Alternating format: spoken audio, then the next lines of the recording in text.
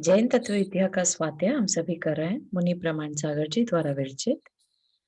मोक्ष मोक्षमार्गस्य नेतारं नेतारं भेतारं नेतारं कर्मभूभृतां ज्ञातारं विश्वतत्त्वानां वन्दे तद्गुणलब्धये। नमो अरिहन्ताणं नमो सिद्धाणं नमो आयर्याणं नमो उवज्जायाणं नमो लोये सव्वसाहुणं। पंच परमेष्ठी भगवान की जय। अगले 45 मिनट के लिए सभी प्रकार के पापों का त्याग करके सभी 9 बार नमोकार मंत्र पढ़ लें।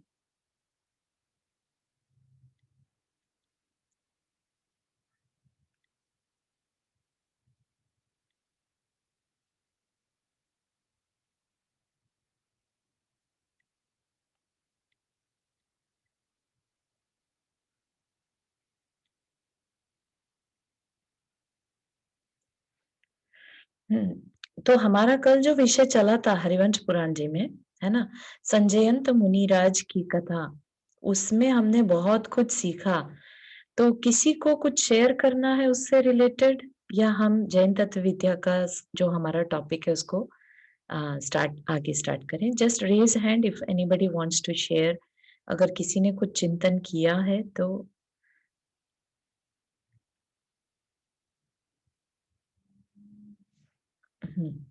मुझे एक चीज जानना था कि जैसे मतलब एक बार राजा रानी और उनके 2 बच्चे हो गए, 2 पुत्र और एक मतलब मंत्री जो कि बाद में सांप बना और क्योंकि उसने गलत किया था।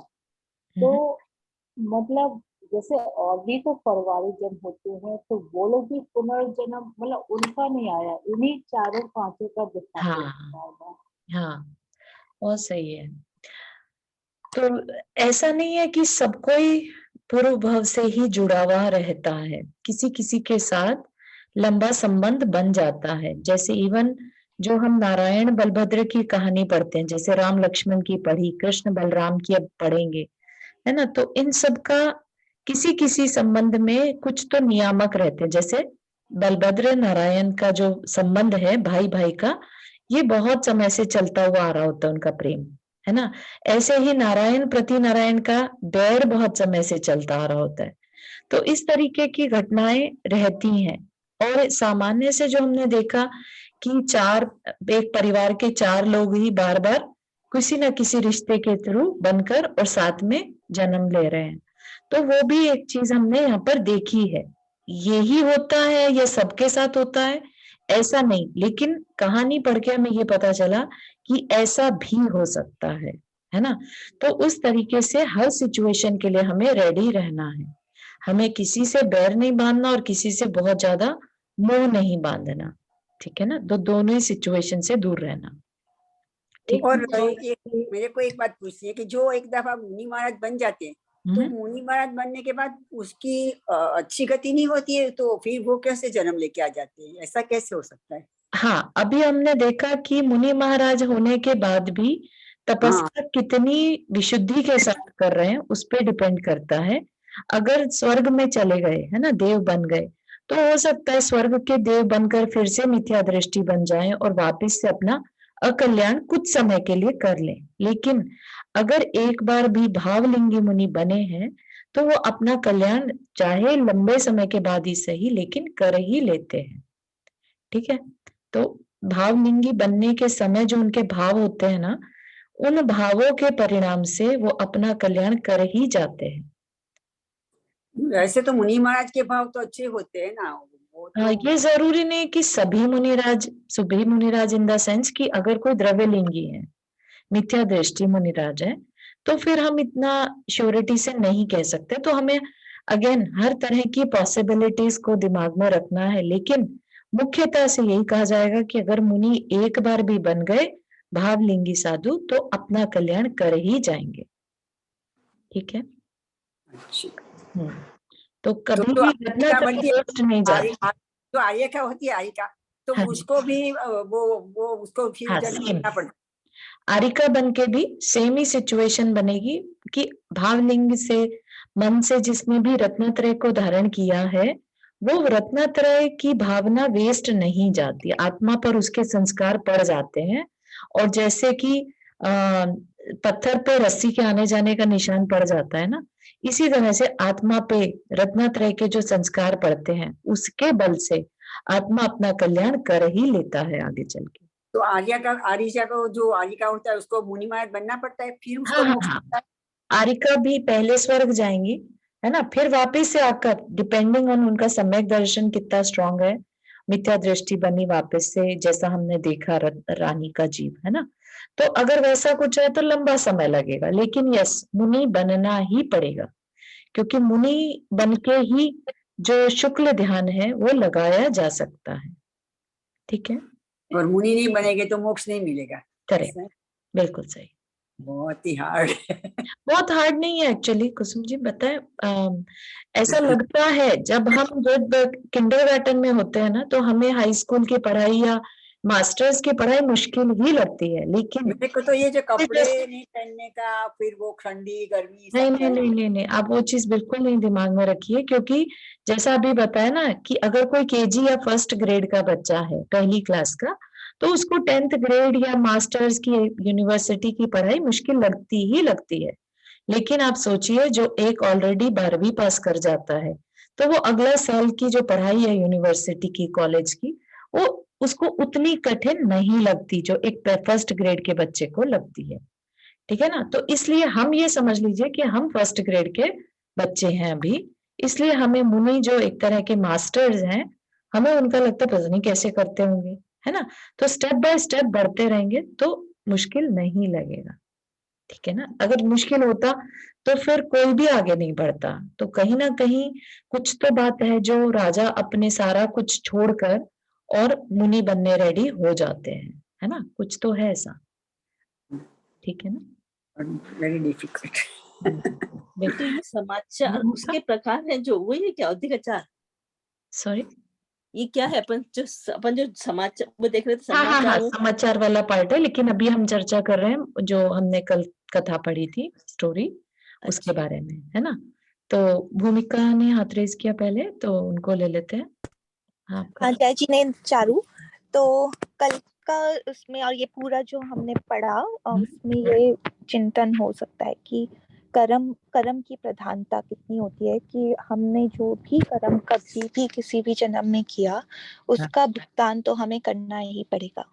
बहुत और आगे जाके हम उसको किस भाव से, शांत भाव से अगर कर्मों का निर्वाह करते हैं तो उससे हमारी गति सुधरती है, और अगर हम उसी कर्म में और कर्म बांध लेते हैं तो हम अपनी उसी गति को बिगाड़ भी सकते हैं। बिल्कुल और दूसरा हमने ये भी देखा कि सम्यक दर्शन की प्रधानता की, और निदान निदान का भी हमने समझा करेक्ट, कि वो भी निदान देखा लेके हमने। भी, हाँ, निदान लेके भी अगर हम कुछ निदान करते हैं और उस निदान से अगर हम सम्यक दर्शन की तरफ भी बढ़ते हैं आगे, तो भी हम अपना कल्याण कर सकते हैं। तो और बिल्कुल तीसरा हमने ये भी देखा कि जैसे आरिका माता जी का हमने पढ़ा कि उस टाइम पर या मुनि महाराज जो भी थे, अगर भाव बिगड़ते हैं तो यस, तो हम अपनी गति उस टाइम पे बिगाड़ भी सकते हैं। तो पर जैसे आपने बताया था, वो एक मुनि महाराज की कथा आई थी बीच में, जो मांस मांस उसमें बिल्कुल करने सही है, बहुत सही, राइट। बहुत अच्छे एग्जाम्पल्स आपने लिए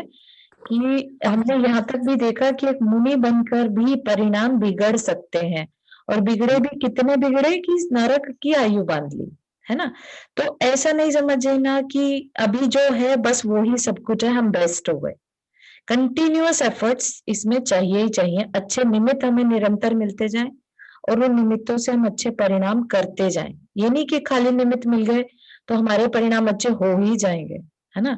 तो दोनों तरफ से एफर्ट्स लगते रहेंगे, हमारा कर्म जो पुण्य कर्म है वो भी साथ देना चाहिए, और जो हमारा पुरुषार्थ है प्रेजेंट का वो भी साथ होना चाहिए, है ना। यही चर्चा हमारी कर्म कैसे करें में, जो अलग हमारा स्वाध्याय चलता है वेंसडे को, उसमें हो रही है ना। बिल्कुल सही भूमिका, बहुत अच्छा शेयर किया। नंदा जी, आप कुछ कह रहे हैं? एक सवाल मेरे को मन में आता है कि जैसे राजा की मृत्यु हुई थी वो सांप के काटने से, जी, तो वो हाथी बने, तो मतलब और वो जो मतलब सांप था वो भी मतलब 7वें नरक में गया और मतलब और फिर से सांप बना। तो ये जो एक्सपीरियंस गति में जब जाते हैं तो कौन सा जानवर बनेंगे, इसका क्या रीजन रहता है? क्या मतलब छोटा जानवर, बड़ा जानवर, विषैला जानवर या गाय जैसा? हाँ, ये अब कर्म की स्थिति पर और प्रधानता क्या है, जैसे कि किसी को बहुत ज्यादा पैसे से प्यार रहता है ना, तो नॉर्मली वो कहीं ना कहीं खजाना जैसे ट्रेजर जहां पर होता है तो सर्प बन जाते हैं। जिसको बहुत ज्यादा पानी से रिलेटेड प्यास रहती है या कुछ ऐसा, तो वो पानी के जीव बन जाते हैं। तो जिस चीज के अंदर में इच्छा रह जाए वैसे बन जाते हैं, ऐसा पढ़ने में या जानने में आता है। ठीक है ना? तो बहुत ज्यादा ऐसा नहीं है कि ऐसा ही बनेंगे, ये नहीं है ना। अदरवाइज कई बार जब हमारे परिणाम जिस तरह के होते हैं, जैसे हमने किसी को बहुत डराया हो, है ना, या हमने किसी को बहुत ज्यादा तड़पाया हो, तो उसी टाइप की जिंदगी हमें जीनी पड़ जाती है। और तिर्यंश में सबसे ज्यादा इस तरह के दुख हमें देखने मिलते हैं, डर वाले, है ना। जानवरों में सबसे ज्यादा डर रहता है, डरे डरे से रहते हैं, तो इस तरीके का भी पॉसिबिलिटी बनती है। जब ऐसा है कभी परफ्यूम जो जिसको सुगंध बहुत अच्छी लगती है तो वो भौंरा बनता है, ऐसा है? हाँ हाँ, बिल्कुल बिल्कुल बिल्कुल। इसी तरह के परिणामों से फिर हम उन चीजों की मिसयूज करने से, इंद्रियों का जिस चीज का मिसयूज करते हैं, आगे चल के वही इंद्रिय का कारण हमारे मरण का कारण बन जाती है, हमारे परिणाम खराब करने का कारण बन जाती है। ऐसा जैसे अगर किसी को बहुत ज्यादा मीठा खाने का शौक हो तो क्या आपको लगता है वो मक्खी बन जाएगा? हो सकता है, चींटी बनेगा, चींटी। चींटी मक्खी कुछ भी बन सकता है। मेन चीज है कि इंद्रियां हमें मिली हैं रसना के लिए नहीं, खाने के लिए नहीं, हमें मिली है अच्छा बोलने के लिए, हित मित प्रिय बोलने के लिए। ठीक है ना? अगर हम उसका किसी भी तरह से मिसयूज करेंगे तो आप उसका आइडिया लगा सकते हैं। कहीं पर भी हमें इंद्रियों को हमारा पर्पस क्या है, मेनली हमें अपनी इंद्रियों का सही इस्तेमाल करने का गोल रहना चाहिए हर समय। तो अगर हमें मीठे का बहुत ज्यादा शौक है तो हमें ये मान के चलिए कि कहीं ना कहीं जाकर धीरे धीरे अपने को इसके बारे में व्रत ले लेना चाहिए। ठीक है ना? तो इस तरीके से किसी भी चीज का एडिक्शन नहीं हो हमें, और जो भी इंद्रियां हैं जिनका जो रियल पर्पस है वो हमारा पूरा हो बस। ठीक। हाँ, सुधा जी आपने हाथ रेस किया। या जय जी ने। जय जी ने। मेरा क्वेश्चन ये है कि मुनि रत्नत्रयधारी हम ऐसा बोलते हैं, तो ये रत्नत्रय में क्या करना पड़ता है?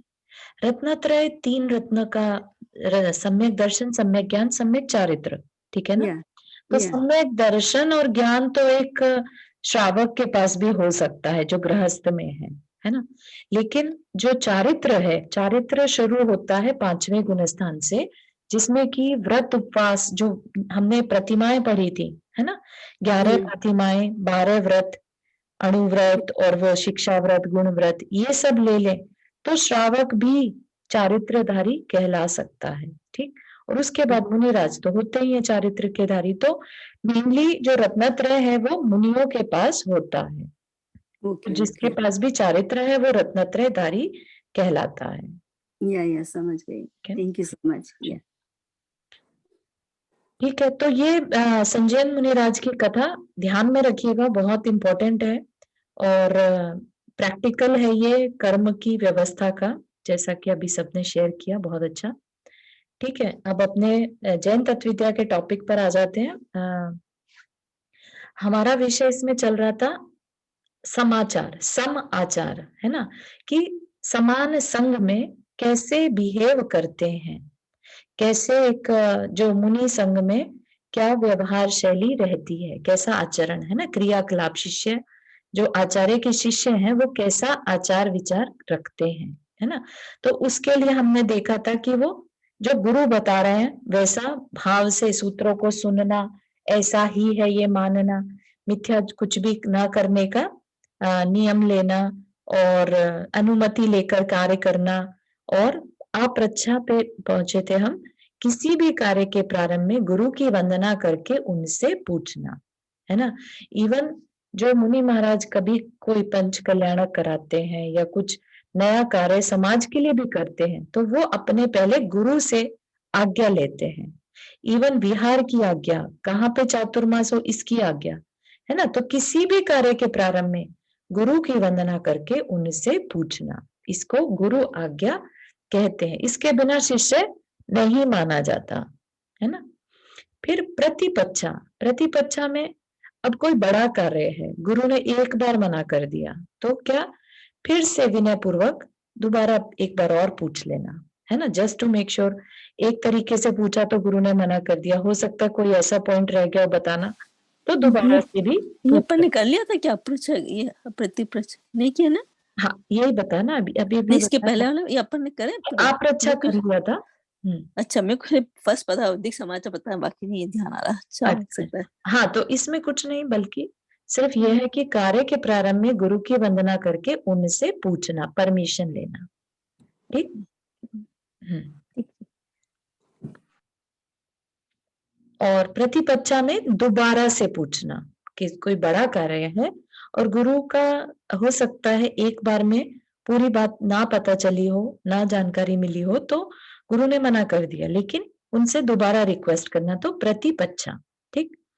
फिर है छंदन, उपकरण आदि के ग्रहण करने में या वंदना आदि की क्रिया में आचार्य के अनुकूल प्रवृत्ति करना।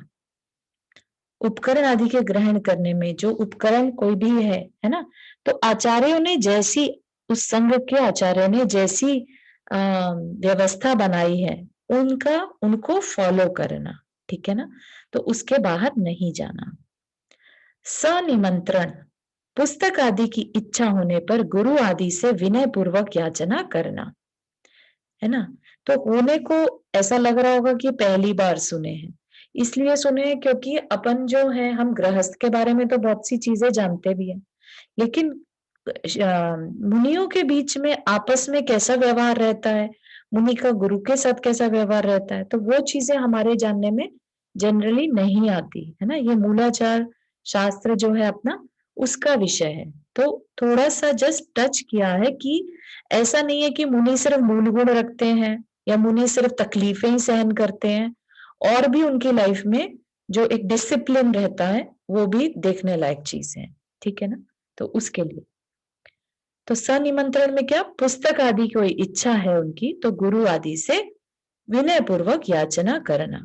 तो खाली गुरु नहीं, यहाँ पर गुरु आदि से, तो गुरु आदि में जो सह शिष्य है, राइट, जो साथ के मुनिराज है, उनसे भी अगर कोई पुस्तक की इच्छा है और वो पुस्तक दूसरे मुनिराज पढ़ रहे हैं लेट से, तो फिर उनसे रिक्वेस्ट करना कि जब आपका डन हो जाए तो मुझे मिल सकती है क्या पढ़ने के लिए, है ना, इस तरह का।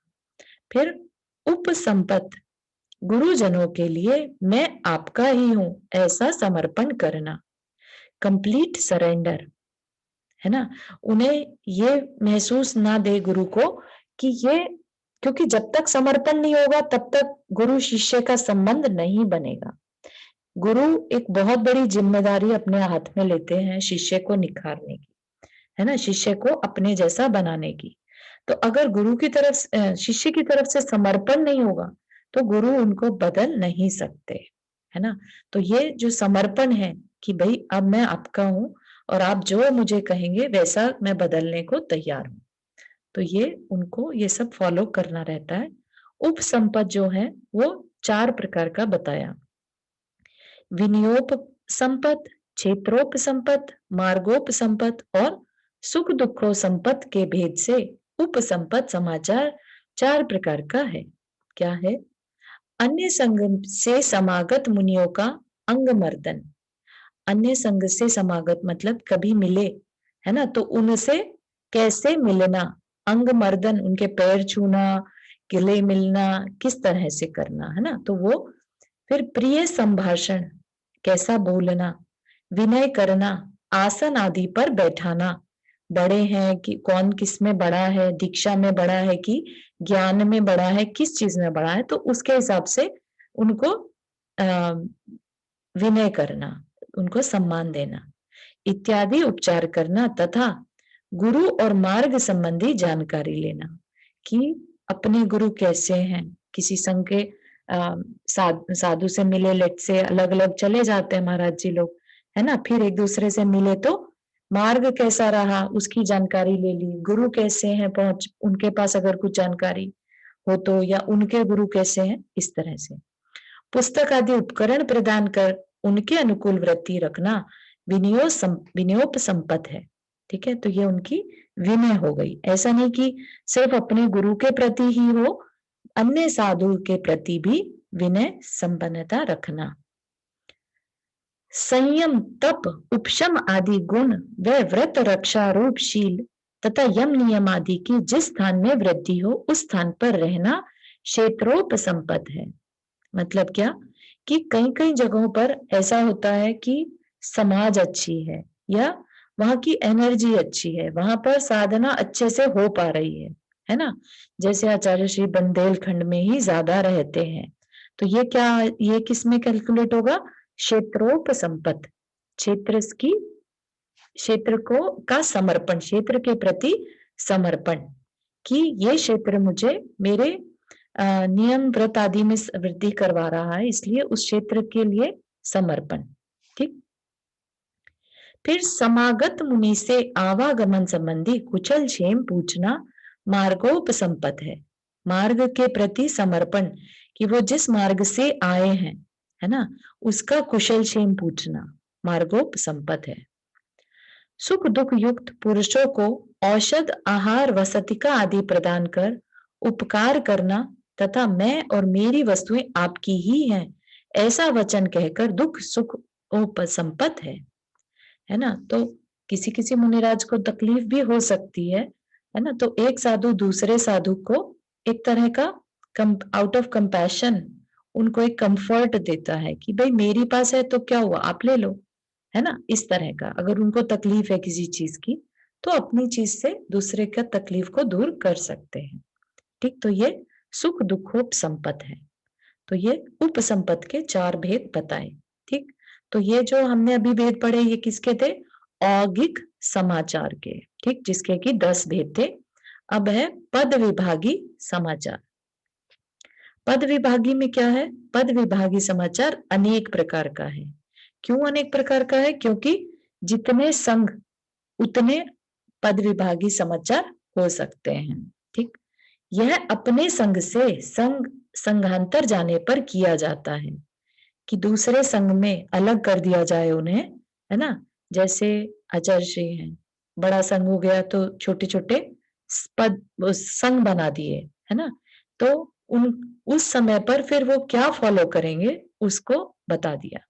तो क्या कह रहे हैं कि वीर, धैर्य, विद्या, बल, उत्साह आदि में समर्थ कोई मुनि अपने गुरु के पास उपलब्ध समस्त शास्त्रों का अध्ययन करने के बाद किसी अन्य आचार्य के पास अध्ययनार्थ जाना चाहता है तो वह अपने गुरु से विनय पूर्वक बार बार आज्ञा मांगता है।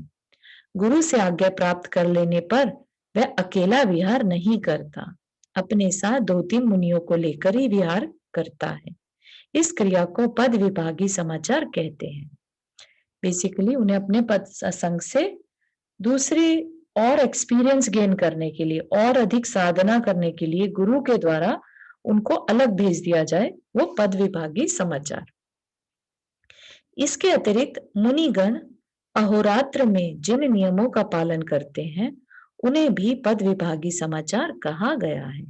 अहोरात्र मतलब दिन रात, जिन नियमों का पालन करते हैं उन्हें भी पद विभागी समाचार कहा गया है ना। तो एक्स्ट्रा कोई नियम बना दिए जो कि पहले वाले जो हमने औगिक समाचार पढ़े थे उससे अलग हो, तो वो भी पद विभागी समाचार में आएगा। ठीक, अब ये तो वही बात मुनियों की। अब आरिका माता जी भी कुछ ना कुछ तो समाचार रखेंगी, उनके भी संग रहते हैं, है ना, और उनके संग में थोड़ा सा डिफरेंस कुछ रहता है, तो वह यहाँ पर बताया है आरिका समाचार। उत्कृष्ट संयमधारी स्त्रियां आरिका कहलाती हैं। इनके भी मुनियों की तरह यथा योग्य समाचार का विधान है। आरिकाएं मुनियों की तरह निर्वस्त्र नहीं रहती, वे विकार रहित एकमात्र श्वेत साड़ी धारण करती हैं। सिंपल एक सिंगल साड़ी रहती है बिना लाइक इवन कोई जोड़ नहीं रहता उसमें, कुछ नहीं, तथा बैठकर अपने ही कर पात्र में आहार ग्रहण करती हैं। मुनिराज खड़े होकर करते हैं और आरिकाएं बैठकर कर पात्र में आहार ग्रहण करती हैं।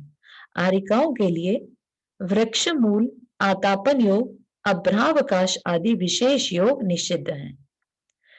मतलब वृक्ष के नीचे या आतापन धूप में, अभ्रावकाश क्या रहेगा, खुले आकाश में, ऐसे जो विशेष योग होते हैं जो मुनि लोग तो करते हैं, लेकिन आरिकाओं के लिए उनका निषेध है।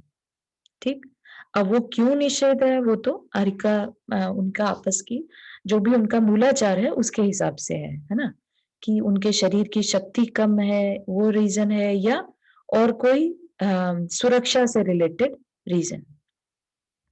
इनकी शेष समस्त क्रियाएं प्रायः मुनियों के समान होती हैं। आरिकाओं को उपचार से महाव्रत कहा गया है। ये पंचम गुण स्थान वर्ती होती हैं, फिर भी ऐलक और चुल्लक से श्रेष्ठ मानी गई हैं। आरिकाएं एक दूसरे के अनुकूल रहकर पारस्परिक वात्सल्य के साथ कम से कम 2-3 आरिकाओं के साथ रहती हैं। उनकी जो प्रमुख होती है वह गणनी कहलाती है। वे अपनी गणनी से अनुमति लेकर ही आहार आदि अथवा साधुओं की वंदना आदि के निमित्त जाती हैं। हाँ, किसने हाथ रेज किया अभी? सपना आपने हाथ रेज किया। तो माता जी भी मुनि महाराज की कैटेगरी में आती है? हाँ, कैटेगरी मतलब ऑलमोस्ट देयर जैसा होता है ना, कहते हैं ना ऑलमोस्ट देयर, तो इसलिए यहाँ पर बोला कि उपचार से महाव्रत। ठीक है, तो थोड़ी सा कम मुनि महाराज से, लेकिन ऑलमोस्ट देयर, क्योंकि वो कुछ चीजें हैं जो वो नहीं कर पाती है ना। उनके अंदर एक भय जो होता है ना, डीप डाउन कहीं पर भय रहता है, अकेले न जा पाने का, या जैसे वस्त्र से उनका मोह रहता है ना। तो वो चीजें होने की वजह से उन्हें पूर्णतः महाव्रत नहीं कह पाते। ठीक है, तो क्योंकि परिग्रह व्रत जो है वो पूरा फॉलो नहीं कर पाते है ना, तो इसलिए। तो ये आरिका माता जी जब आरिका बनते उसी टाइम से पंचम गुण स्थान हो जाता है उसका? हाँ बिल्कुल बिल्कुल, पंचम गुण स्थान में भी आप ये मानिए कि ऑलमोस्ट छठे के क्लोज। तो ऐसा नहीं कि क्योंकि एलक चुल्लक जी भी पंचम गुण स्थान वाले हैं, ठीक है ना, तो लेकिन इनका स्थान उनसे ऊपर होता है। ठीक है। वे अपनी गणनी से अनुमति लेकर ही आहार आदि अथवा साधुओं की वंदना आदि के निमित्त से जाती हैं। आरिकाएं सतत ज्ञान अभ्यास में रत रहती हुई अध्ययन, अध्यापन, मनन और चिंतन में ही अपना समय बिताती हैं। रोना, गाना, सोना आदि गृहस्थों की योग्य क्रियाएं आरिकाओं के लिए निषिद्ध है। ठीक, तो हम जो अब पढ़ते हैं पुराण में आरिकाओं के बारे में, तो हमें थोड़ा सा यहाँ पर उससे जानकारी मिल रही है कि आरिकाएं भी कितना ज्ञानाभ्यास करती हैं, अध्ययन, अध्यापन, मनन, चिंतन आदि करके अपना समय बिताती हैं, अपनी साधना करती हैं। ठीक, तो यहाँ तक के मुनि संघ का जो चरणानियोग का मुनियों का जिक्र जो था वो पूरा हुआ। अब ये लास्ट टॉपिक है हमारा सप्त परम स्थान। ठीक, उसके बाद यहाँ पर ये हमारा अनियोग, चरणानियोग खत्म होगा और हम द्रव्यानियोग की तरफ बढ़ेंगे। ठीक, तो ये जो सप्त परम स्थान है वो क्या चीज है? सप्त परम स्थान बताए हैं बेसिकली कोई भी मनुष्य बने तो मनुष्य में 7 स्थान ऐसे हैं जहां पर या जो बनना अच्छा माना जाता है। ठीक है, उसके बाद नेक्स्ट क्या होगा, जैसे होता है ना स्टेजेस, ठीक है ना, कि ये बन गए, एक बार ये भी बनना है, ये भी बनना है, इस तरह का। तो वो देखते हैं अपन कि क्या है। 7 परम स्थान है, क्या क्या है? सज्जातित्व, सदगृहस्थत्व, पारिव्राजत्व, सुरेंद्रत्व, साम्राज्य, परम आर्यहंत और निर्वाण, ये 7 परम स्थान है। सज्जातित्व मतलब देश, कुल, जाति आदि से शुद्ध उत्तम कुल में सम्यक दर्शन के साथ जन्म लेना सज्जातित्व है। उत्तम कुल एक तरह से कह सकते हैं जैन कुल में, है ना, शुद्ध, जहां पर ऐसा नहीं कि सब तरह की मिलावट हो, है ना। देश कुल जाति आदि से शुद्ध उत्तम कुल में सम्यक दर्शन के साथ जन्म लेना, तो ये क्या है, एक तरह से परम स्थान की स्टार्टिंग है। ऐसे कुल में सम्यक दर्शन के साथ जन्म लेना सज्जातित्व। फिर सदगृहस्थत्व, तो सज्जातित्व के बाद व्यस्क होने पर, अब बड़े हो गए उसी घर में, बड़े होने पर गृहस्थ आश्रम में प्रवेश कर श्रावक धर्म का निर्मल आचरण करना सदगृहस्थत्व है। तो ये नेक्स्ट स्टेप हो जाएगा। ठीक, पहले जन्म लिया, फिर अब श्रावक धर्म को निर्मल आचरण के साथ पालन किया। फिर पारिव्राज्य, गृहस्थी से विरक्त होकर दीक्षा धारण कर उत्कृष्ट तप अनुष्ठान करते हुए 11 अंग का पाठी होना और 16 कारण भावना के बल से तीर्थंकर प्रकृति का बंध कर अंत में सलेखना पूर्वक देह त्याग करना पारिव्राज्य है। मतलब क्या कि साधु भी बने तो उत्कृष्टता किसमें है, उत्कृष्टता है जो एक अच्छे कुल में जन्म लिया, उसके बाद श्रावक का निर्मल आचरण पालन किया, उसके बाद दीक्षा धारण करके उत्कृष्ट तप के साथ पूरे तो श्रुत क्या अध्ययन किया और 16 कारण भावना भाकर तीर्थंकर प्रकृति का बंद करके अंत में सलेखना पूर्वक देह त्याग करना पारिव्राज्य है। मतलब उत्कृष्ट दीक्षा या उत्कृष्ट मुनि धर्म क्या हुआ उसकी बात। ठीक, फिर वहां से छूटेंगे, मुनि अवस्था से छूटे तो कहाँ जाना ही पड़ेगा, स्वर्ग में जाना पड़ेगा। तो स्वर्ग में क्या बेस्ट है सबसे, सुरेंद्रता। पारिव्राज्य के फल स्वरूप देवलोक में इंद्र के रूप में जन्म लेकर, मतलब सिंपल देव नहीं, इंद्र बनना, चाहे वो किसी भी 16 स्वर्ग का हो या अहमिंद्र हो, बट इंद्र बनना, विविध भांति के भोग उपभोग को भोगना सुरेंद्रत्व है। ठीक, अब सुरेंद्र मतलब इंद्र बन गए, सुर मतलब स्वर्ग में इंद्र बन गए। अब उसके बाद क्या, फिर साम्राज्य, स्वर्ग से च्युत होकर 3 ज्ञान के साथ क्या कर लिया था, क्योंकि ऑलरेडी तीर्थंकर प्रकृति का बंद कर लिया, तो अब 3 ज्ञान के साथ जन्म होगा, है ना। तो 3 ज्ञान कौन से, मति श्रुत अवधि। ठीक, मनुष्य जन्म धारण करना और गर्भावतरण एवं जन्माभिषेक कल्याणक को प्राप्त होकर स्वाभाविक अतिशय सहित कुमार काल व्यतीत होने पर षडखंड पृथ्वी का अधिपति होना साम्राज्य है। तो साथ ही साथ न सिर्फ तीर्थंकर बनना बल्कि षडखंड पृथ्वी का अधिपति यानी चक्रवर्ती भी होना। तो ऐसे अगर किसी को ध्यान हो तो कौन से ऐसे तीर्थंकर थे जो चक्रवर्ती भी रहे,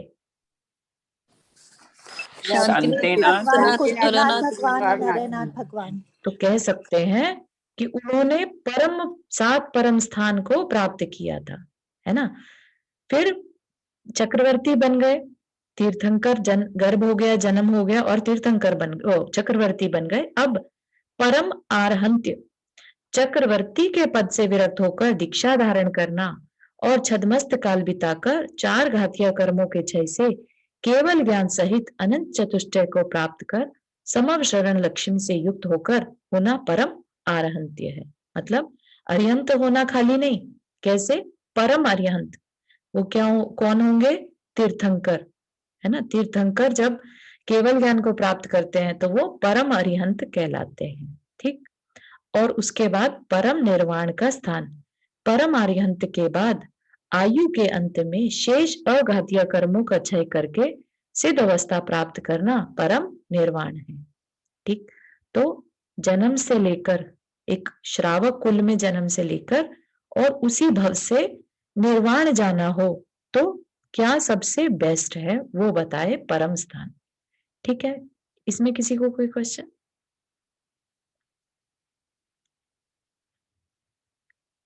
तो यहां तक के हमारा जो चरणान योग चल रहा था, हमने पहले पढ़ा प्रथमान योग जिसमें कि तीर्थंकरों की चर्चा थी, है ना। 63 शलाका पुरुषों की चर्चा, उनके कल्याणक आदि, फिर काल चक्र हमने पढ़ा, कुलकरों की चर्चा, कैसे सृष्टि की रचना, मतलब कैसे 80 कृषि आदि शुरुआत हुई, तीसरे काल में क्या होता था, है ना।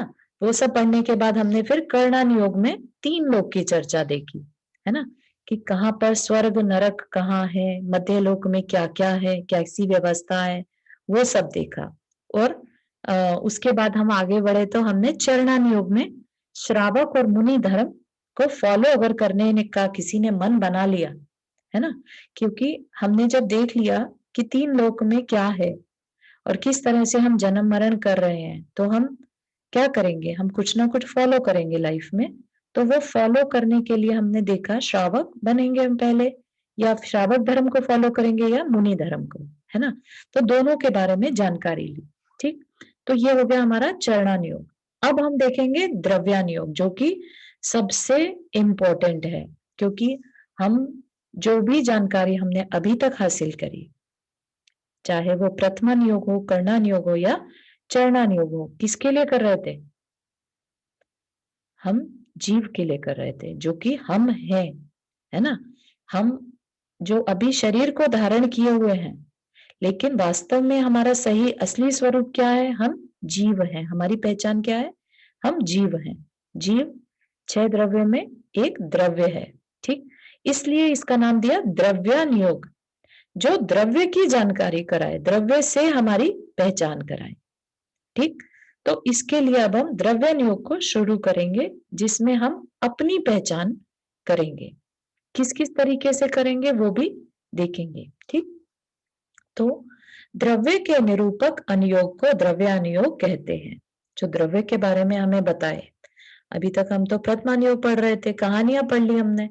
कहानियों में भी हमारी जो दृष्टि है वो बहुत ज्यादा द्रव्य की तरफ नहीं जाती, है ना। भले ही हमें ये जरूर पता चल रहा है कि उसने इस भव में जन्म ले लिया, ये इसका ये बन गया, वो बन गया, है ना। कर्म के बारे में थोड़ी जानकारी हमें पता चली कि कुछ कर रहे हैं कर्म, लेकिन फिर भी हमारी नजर या हमें उस बारे में जानकारी नहीं मिलती कि ये कर्म और द्रव्य मिलते कैसे हैं, जीव और कर्म मिलते कैसे हैं।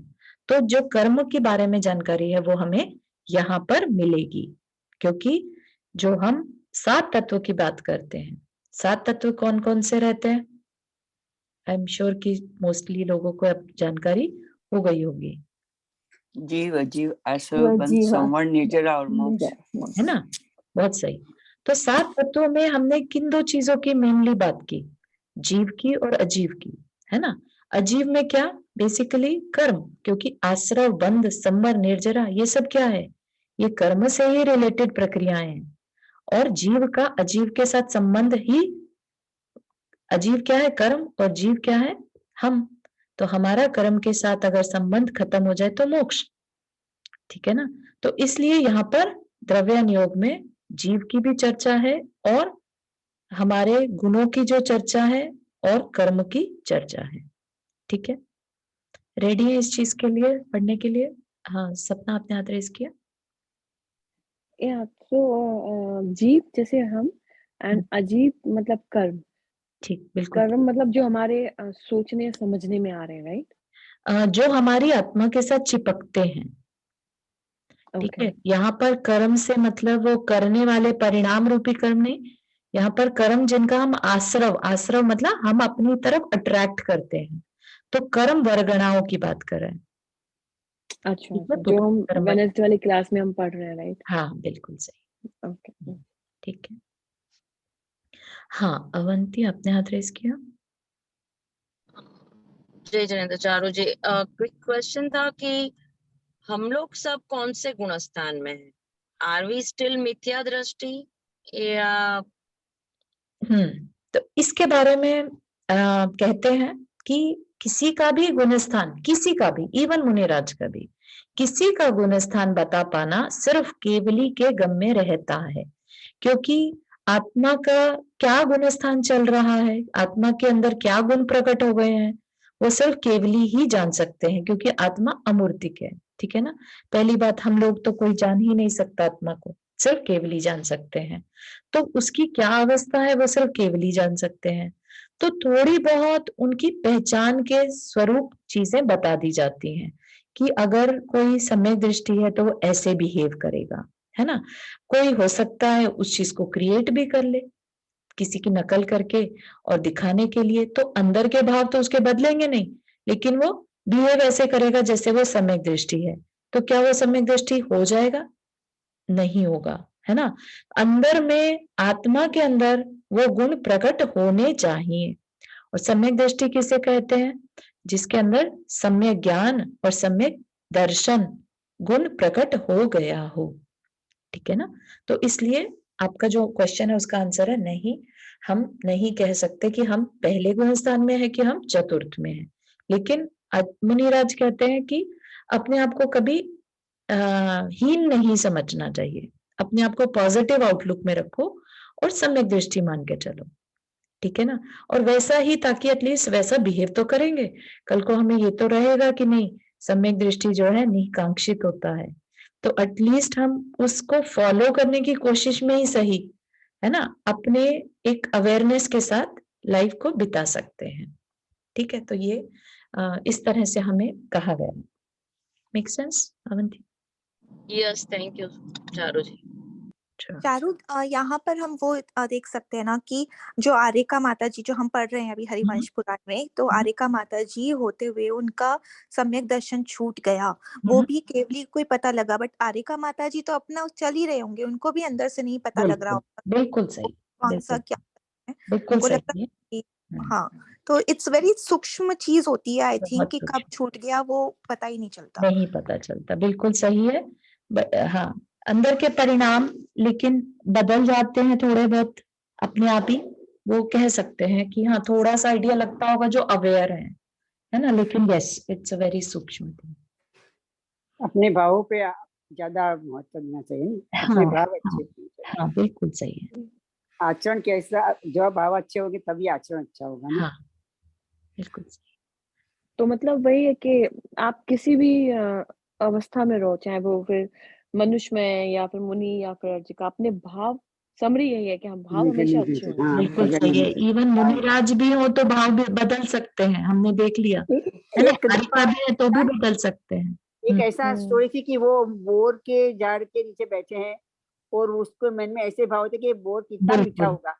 तो होता है कि वो बोर के अंदर के कीड़े बन जाते हैं, तो वो सच्ची बात, ऐसा होता है। एक बार दोबारा से कहिए ये वाली। मुनिराज, जो बोर होता है ना, बोर, भूगोल?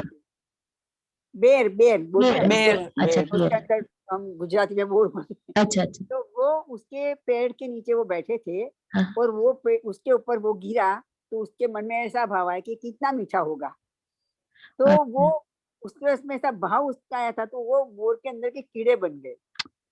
अ, ऐसा मैंने, मुनिराज थे, ऐसे ऐसा भाव मुनिराज के अंदर आया। हाँ, तो वो ऐसा हो सकता है। I am not very sure, क्योंकि इतने से भाव से वो सिर्फ कीड़ा बन जाए तो हाँ, मेरे मेरे मेरे मेरे कम में यही हुआ लगता है। कि कोई चीज अच्छी है तो क्या हम अच्छी नहीं बोल सकते हैं? एग्जैक्टली नहीं, नहीं, बिल्कुल बोल सकते हैं, तो इसलिए वो कहानी पूरी देखनी पड़ेगी मुझे। हाँ, ऐसा मेरे को वही होता है कि ऐसा कैसे हो सकता है हाँ, कि तो ये ऐसा कहानी अगर आप पे है तो आप शेयर कीजिएगा। या ठीक है।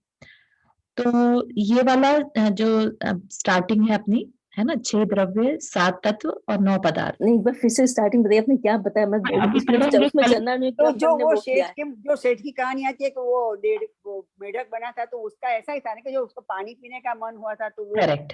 मेढक उसको उसी ने, अंदर में प्यास बहुत थी, तो इसलिए वो मेंढक बन गया, पानी हाँ, का जीव। तो वो ऐसा हो बिल्कुल सकता सही, है ना। पर बिल्कुल। आंटी जी, वो अंत समय के ऊपर डिपेंड करता है। आप जब अंत समय आता है ना, उस टाइम पे आपका अगर सम्यक दृष्टि होते हुए अंत समय में आपके भाव वैसे हो गए तो उस आपका इच्छा छूट से, गया, हाँ, तो उस इच्छा वजह भी से। तो बहुत ज्यादा तीव्र हाँ, होनी चाहिए ना, कि हाँ, भाई वाकई में उनको बार बार यही ध्यान आता रहा हो कि कैसा है बेर, कैसा है बेर, कैसा है बेर, तो फिर हो सकता है ना। लेकिन कि मैं इसे टेस्ट करूं, मैं इसे टेस्ट करूं, तो समथिंग लाइक दैट तो फिर पॉसिबल है। बहुत तीव्रता होनी जरूरी है उसके लिए भावों की। हम्म, तो चारू जी, हम्म, लाइक जैसे हम इतना पढ़ रहे हैं यार, चलो हम स्वाध्याय कर रहे हैं, राइट? हम्म, तो जब हम त्याग करते हैं, कभी हम अष्टमी या चौदस, हम धीरे धीरे अपने आप को हम्म, प्रिपेयर करें, और मरते टाइम हमारे भाव उतने अच्छे नहीं रहे, हम्म, या हम कलुषता में हम्म, मरे या जिस टाइप से, तो जो हमने करा हम्म। वो वो कैसे जाएगा, वो कैसे मिलेगा? वो अच्छा पुण्य तो पुण्य ही है ना? जो भी करेंगे वो वेस्ट नहीं जाता, कर्म कभी वेस्ट नहीं जाएगा। तो उसके लिए एक बात चर्चा आती है ना कि अगर कोई मनुष्य है और मरण समय अपने परिणाम बिगाड़ ले तो क्या होता है?